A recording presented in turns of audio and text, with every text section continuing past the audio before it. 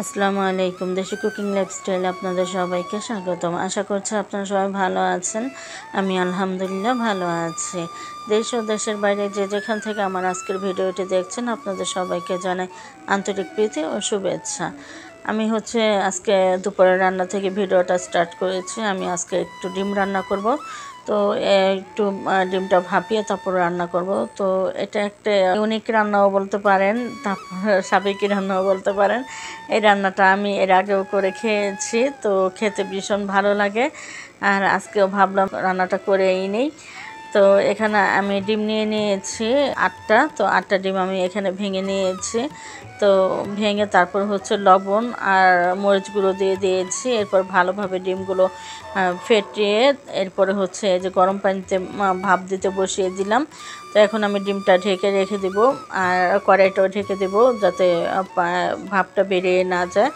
তো ডিমটা ভাপাতে বসিয়ে দিয়ে তারপর এদিকে আমি বাজার থেকে পান নিয়ে এসেছিলাম আমার শাশুড়ি মায়ের জন্য। তো পানটা বের করে নিচ্ছে আর লতি দেখলাম, খুব সুন্দর লাগলো লতিগুলো। তো লতিগুলো নিয়ে আসলাম। এগুলো দেশি লতি। এই লতিগুলো খেতে ভীষণ ভালো লাগে। তো লতিগুলো নিয়ে আসছি, পরের দিন রান্না করে খাবো। সেজন্য আজকে রান্না করার জন্য এই যে লাউ শাক নিয়ে এসেছি। বন্ধুরা, আমার এই ভিডিওটা বৃহস্পতিবারের। তো বৃহস্পতিবারের ভিডিওটা আজকে আপনাদের সাথে শেয়ার করতেছি। তো এখানে আমি লাউ শাকটা ভাজি করব। তো লাউ শাক কেটে নিচ্ছি। আর সিজনের সবজি কিন্তু আনসিজনে খেতে বেশি ভালো লাগে। লাউ শাকটা কিন্তু বেসিক্যালি শীতের দিনের সবজি। তো এই গরমের দিনেও কিন্তু খেতে মাশাআল্লাহ ভীষণ ভালো লাগে। তো এই যে আমার ডিমটা ভাপানো হয়ে গেছে, দেখুন একদম পুডিংয়ের মতো হয়ে গেছে। তো এখন ডিমটা আমি ঠান্ডা করে নিয়েছি, এখন পিস পিস করে কেটে নিব। তো এভাবে ডিমটা কেটে তারপর আলু দিয়ে রান্না করব। তো এই তরকারিটা খেতে না ভীষণ ভালো লাগে। আর এই তরকারিটা যেদিন আমি প্রথম রান্না করেছিলাম, তো আমার বরাবর বাসায় তরকারিটা আমি নিয়ে গিয়েছিলাম। তো আমার ভাগিনারা দেখে তরকারির স্মেলটা যখন নিয়েছে তখন ওরা ভেবেছিল মুরগির মাংস রান্না করেছি। পরে যখন আমি বললাম যে এটা ডিম ভাপিয়ে রান্না করা হয়েছে, তো ওরা তো খেয়ে ভীষণ খুশি হয়েছে আর অনেক প্রশংসা করলো, খুব ভালো লেগেছে ওদের কাছে। আর আজকে আমি যখন রান্নাটা করতেছিলাম আমার ছেলে বলতেছিল এভাবে ডিম রান্না করবা কীরকম লাগবে। তো ও তো ডিম তেমন একটা খেতে চায় না। এরপরে যখন রান্নাটা করলাম ও কিন্তু ডিম দিয়ে এই তরকারিটা দিয়ে পেট ভরে ভাত খেয়েছে আর বলতেছিল তরকারিটা এত ভালো লাগবে আমি ভাবতেই পারি নাই। একদম বুড়া মানুষের মতো কথা বলে আমার ছেলেটা।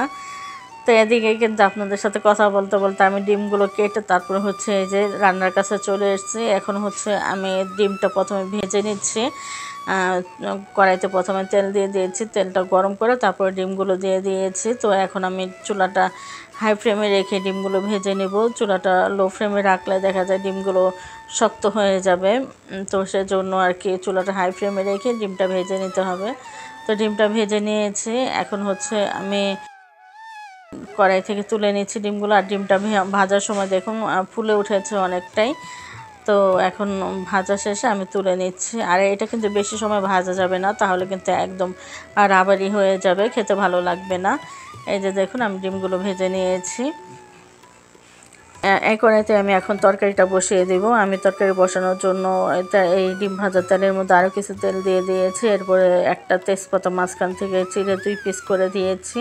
তারপরে দিয়ে দিলাম পেঁয়াজ কুচি। তো পেঁয়াজটা আমি একটু ভেজে নেব। আর এখানে একটু বেশি করে পেঁয়াজ নিয়েছি, যেহেতু আলু তরকারি রান্না করব। তো আমার বাসায় আর কি শাক বাটাও ছিল না। এই ধরনের তরকারিতে একটু শাক বাটা দিলে খেতে ভালো লাগে। তো শাক বাটা ছিল না, সেজন্য আর কি পেঁয়াজটাই বেশি করে দিয়েছি। তো পেঁয়াজটা বেশি করে দিলে তরকারিটা একটু ঘন হবে।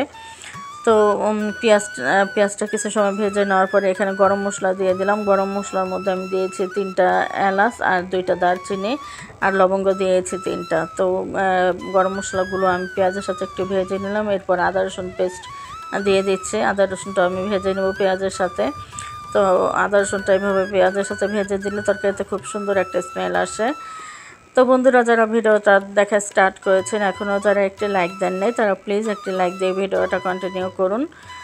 তো এদিকে তো আদা রসুনটা ভেজে নেওয়ার পরে পানি দিয়ে দিয়েছে মশলাটা কষানোর জন্য। এরপরে দিয়ে দিলাম স্বাদ মতো লবণ, দিয়ে দিচ্ছি মরিচ গুঁড়ো, সরি হলুদ গুঁড়ো দিয়েছি, এরপরে মরিচ গুঁড়ো দিলাম, তারপরে দিয়ে দেব ধনে গুঁড়ো, জিরে গুঁড়ো দিয়ে দেব।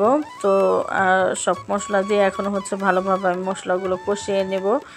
আর আমি যে কোনো তরকারি রান্নার ক্ষেত্রে মশলাটা খুব ভালোভাবে কষিয়ে নেই, এতে করে তরকারিটা খেতে ভীষণ ভালো লাগে। তো এরপরে মশলাটা যখন উপরে তেল উঠে এসছে, এই পর্যায়ে আমি আলুটা দিয়ে দিলাম। তো আলুটা দিয়ে এখন নেড়ে দিচ্ছি। তো আলুটা দিয়ে নেড়ে চেড়ে একটু ঢেকে কষিয়ে নিব।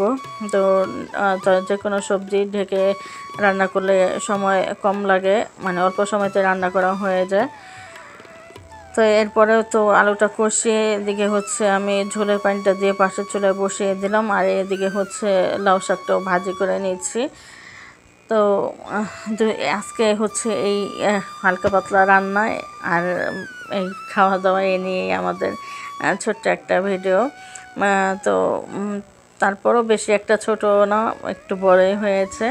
তো এখন তো আমার তরকারিটা প্রায় হয়ে এসছে, এখন আমি গরম মশলাগুলো তুলে নিচ্ছি। তো এইভাবে তরকারিটা রান্না করলে একদম মুরগির মাংস রান্না করে যে টেস্ট, ওই টেস্টে লাগে এই তরকারিতে।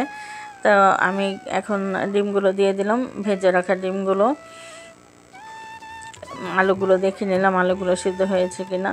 তো বন্ধুরা, যারা আমার ভিডিওটি দেখা আজকেই প্রথম দেখতেছেন, আর যারা আমার চ্যানেলে ভিজিট করেছেন, তারা চাইলে আমার চ্যানেলটি সাবস্ক্রাইব করে রাখতে পারেন। আর আমার চ্যানেলটি সাবস্ক্রাইব করে পাশে থাকা অল নোটিফিকেশনটি সিলেক্ট করে রাখবেন, তাহলে যখনই আমি নতুন ভিডিও আপলোড করব সঙ্গে সঙ্গে নোটিফিকেশন আপনাদের কাছে চলে যাবে। তখন আপনারা আপনাদের সময় সুযোগ মতো ভিডিওগুলো দেখে নিতে পারবেন। আর ফেসবুক পেজ থেকে যারা আমার ভিডিওটি দেখছেন, তারা চাইলে পেজটি ফলো দিয়ে রাখতে পারেন। আর অলরেডি যারা এই কাজগুলো করে দিয়েছেন, তাদের সবাইকে জানাই অসংখ্য ধন্যবাদ। তো এদিকে তো আমার তরকারিটা হয়ে গেছে। তরকারিটা নামিয়ে নেওয়ার পর শাকটা আমি বাগার দিয়ে দিলাম পেঁয়াজ আর রসুন দিয়ে, আর সাথে দিয়েছি শুকনো মরিচ। আর আমি যে কোনো শাক ভাজি বা যে কোনো ভাজিতে শুকনো মরিচটা দিই, আমার কাছে শুকনো মরিচটা খেতে ভালো লাগে ভাজির সাথে বা শাকের সাথে। তো এদিকে তো রান্না বান্না শেষ, আমি কিন্তু চুলায় পানিটা বসিয়ে দিয়ে আসলাম পানি ফুটানোর জন্য। তা আমি কিন্তু পানিটা ফুটিয়েই খাই। তো পানিটা ফুটিয়ে ঠান্ডা করে তারপর হচ্ছে ফিল্টার জারে ঢেলে নেই। তো এদিকে তো আমি খাওয়া দাওয়াটা করে নিচ্ছি। আর বন্ধুরা, যারা আমার চ্যানেলে আজই প্রথম ভিজিট করেছেন, আজ আমার ভিডিওগুলো প্রথম দেখতেছেন, আজ হয়তো ভালো লাগবে না, তবে কয়েকটা ভিডিও দেখতে থাকুন।